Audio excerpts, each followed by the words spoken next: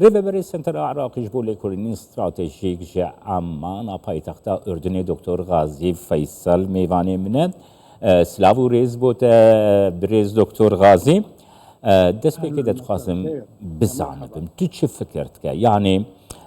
پروژه که رجلاتی ناوراست لدوری دی پیک وره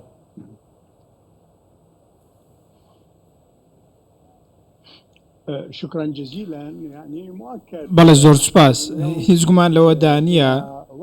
ئەمڕۆ پێویستمان بە وەستاندنی پەرەسەندەکانە هەروەکو وەزیری دەرەوەی ئەمریکا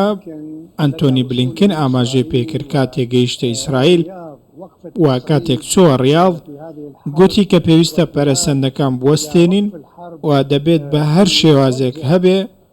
ڕوو لە وەستانی شەڕی غەزە بکەین بە تابەتیش دوای کوشتنی یەحیا سنوار و وێرانکردنی توانە سەربازیەکانی بزوتنەوەی حەماس دەکرێت دوای ئەم هەنگاوە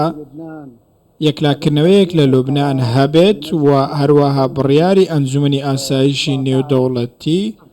1701 جێبەجێ بکرێت کە پەیوەستە بە گەڕانەوەی دەسەڵات بۆ پارتە سیاسیەکان لە لوبنان و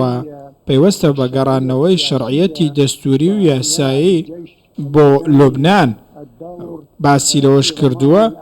کە دەبێت سوپای لوبنانی ڕۆڵی خۆی ببینێت لە پاراستنی ئاسایشی نەتەوەی نەوەک میلیشیا چەکدارەکان و حیزبوڵای لوبنانی ئەمە خاڵێکی زۆر گرنگە کۆمەڵگەی نێودەوڵەتی زۆر تەکەس لەم خاڵە دەکاتەوە بۆ ئەوەی ئەم بڕیاری ئەنجومەنی ئاسایشی نێودەوڵەتی وەکو خۆی جێبەجێ بکرێت و هەموو لایەن ڕوولەوە بکەن سەرۆکی لوبنان هەڵبژێدرێت ماوەی 2 ساڵەمە وەستاوە برێز دکتۆر غازی نوها به دەستپێکردنا شەرە بەنیامین نەتەنیاهو سەرۆکوەزیری ئیسرائیلی دەستنیشان کرد و نەخشەیە ڕۆژهەڵاتی ناوەڕاست دیوەرە گوهرت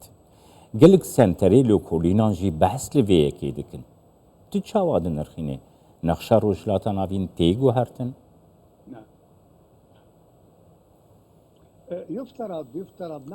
خۆی دەبێت نەخشەکە بگۆڕدرێت و ئەگەر بێت و ئیسرائیل و هاوپەیمانی نێودەوڵەتی لەم شەڕەدا ئامانجەکانی خۆیان بپێکن و بە مرادەکانیان بگەن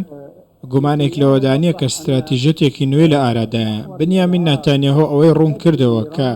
بەرەی ترۆر لە ئێرانەوە بۆ عێراق و سووریا و لوبنان و یەمەن درێژ دەبێتەوە ئەو شەڕەی ئەمڕۆ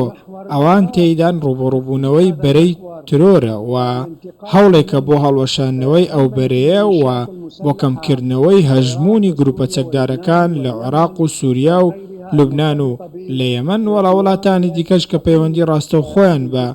ئێرانەوە هەیە بۆ ئەوەی لەمەوە جارێکی دیکە سیستمە مەدەنیەکان بێنەوە پێشەوە دەوڵەتی دامەزراوەیی کاری خۆی بکات ئەرکی خۆی ڕاپەڕێنێت لە هەمان کاتدا ئەوەی لە ڕۆژهەڵاتی ناوەڕاستی نوێ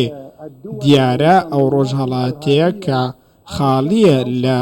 ڕێکخرا و گروپە چەکدارەکان ڕۆژهەڵاتی ناوەڕاست بەو شێوازەی استراتیژەکە باسی دەکات ڕۆژهەڵاتی ناوەڕاستی هەماهەنگی ئابووری تەواوکاری و سیاسی و کۆمەڵگەیی و تەکنۆلۆژیاییە ڕۆژهەڵاتی ناوەڕاست بە شێوازێکە بۆ ئەوەی ئاشتی تێدا بینا بکرێت نەوەک شەڕ و ململانێ و توند ئاژۆیی و گروپە چەکدارەکان و مقاومە بە هەموو شێواز و فۆرمەکانی بۆ ئەوەیە کە مافی چارەخۆنووسینی گەلی فەڵەستین زامنکراو بێت بە گوێرەی بڕیاری ئەنجومەنی ئاسایشی نێودەوڵەتی بۆی کە مافی خۆیانە چارەی خۆیان بنووسن و دەوڵەتێکی سربەخۆ و ئازاد و سەروەریان هەبێت کەواتە ڕۆژهەڵاتی ناوەڕاست بەو شێوازە نوێیە کە پلانی بۆ دانراوە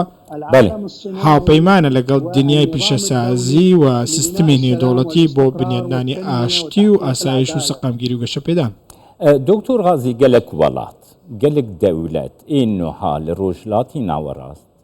diyar dikin ku metirsî heye nexşeya welatî wan jî bêguhert. Yek ji wan welatan bi xwe Tirkiye ye. Yani Tirkiye ku ji İsraîl gelek dûr e lê ew metirsiyê destnîşan dike. Tu çawa dinirxînî yani ev welatên ku niha heyî dewletên heyî ji vê statûkoyê چما دەترسن ئەڤ ڕەوشە مەترسیدار چییە بۆ ترس خستیە دەولەتێن لەسەر خاکی ڕۆژهەڵاتە ناوەڕاستەیە يعني المخاوف التركية واضحة ترسەکانی تورکیا ڕوون و ئاشکران کە لە چین ئەوان لە پارتی کرێکارانی دەترسن و چونکە ئەمڕۆژ تەقینەوەیەکی زۆر گەورە هەبوو لە یەکێک لە کارگەکانی ئەنقەرە بۆ دروستکردنی چەکی ئاسمانی پێشکەوتوو بێگومان مەترسیەک لەسەر ئاسایشی نەتەوەیی تورکیا هەیە ئەو مەترسیەش پارتی کرێکارانە تورکیا کێشەگەلی گەورەتریشی هەر بە تایبەتی لە باکووری سووریا کە کردوێتی بە ناوچەیەکی دابڕێنراو لەوەیە لە باکووری سووریا هێزەکانی تورکیا کار بۆ پاراستنی ئەمنیەتی تورکیا دەکەن کەواتە کێشەگەلی پەیوەست بە ئاسایشی نەتەوەی تورکیا پەیوەستن بە خودی وڵاتەکە بە ڕۆژهەڵاتی ناوەڕاستەوە کاتێک میلیشیا و گروپە چەکدارەکان و تیرۆریستان بڵاو دەبنەوە شەڕ لە نێوچەکەدا زاڵ دەبێت بێگومان کاریگەری نەرێنی لەسەر تورکیا و لەسەر پەیوەندی تورکیا لەگەڵ ڕۆژهەڵاتی ناوەڕاست و وڵاتانی ناوچەکە دەبێت جاچ پەیوەندی بازرگانی بێت یاخود پەیوەندی ئەمنی و پەیوەندیگەلی دیکەش بێت تورکیا دەیەوێت ڕۆژهەڵاتی ناوەڕاست بۆشاییەکی سەقامگیر و سەلامەت بێت بۆ ئەوەی دوجار ئەوانش بتوانن لەو بۆشاییەدا بازارێکی استراتێژی گرنگی بازرگانی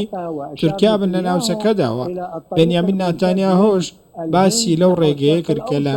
هندستانەوە بەرەو ڕۆژهەڵاتی ناوەڕاست درێژ دەبێتەوە کەواتە ڕۆژهەڵاتی ناوەڕاستی نوێ ڕۆژهەڵاتی ناوەڕاستێکە لەسەر بنەمای هاوبەشی بازرگانی هاوبەشی ئابووری و تەکنۆلۆژی کار دەکەن گەلێک سپاس دکتۆر غازی فەیسەل ژێ عەمان لەگەڵ